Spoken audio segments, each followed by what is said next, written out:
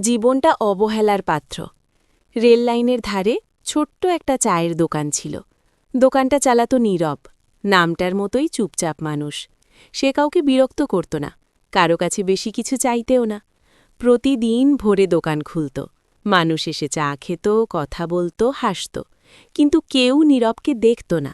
চা শেষ হলে কাপটা টেবিলে রেখে চলে যেত। কেউ একবারও বলত না যে ভাই তুমি কেমন আছো।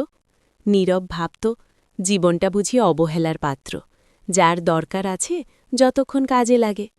একদিন বৃষ্টি নামল খুব জোরে, লোকজন ছাতা খুলে দৌড়াচ্ছিল।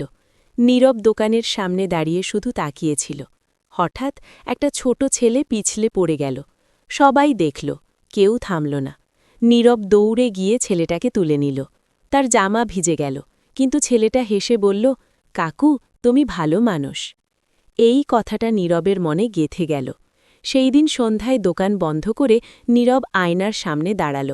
অনেক দিন পর নিজেকে ভালো করে দেখল, বলল, যদি কেউ আমাকে নাই দেখে তাতে আমার মূল্য কমে না। পরের দিন থেকে নীরব বদলে গেল। সে হাসতে শুরু করল, মানুষকে নাম ধরে ডাকল, নিজেকেও সম্মান করতে শিখল। ধীরে ধীরে লোকজন খেয়াল করল, চায়ের স্বাদ একই, কিন্তু মানুষটা আলাদা। একদিন এক ভদ্রলোক বলল, আপনার দোকানে বসলে ভালো লাগে। নীরব মৃদু হেসে বুঝল, জীবনটা অবহেলার পাত্র নয়, জীবনটা আয়না, যেভাবে দেখব সে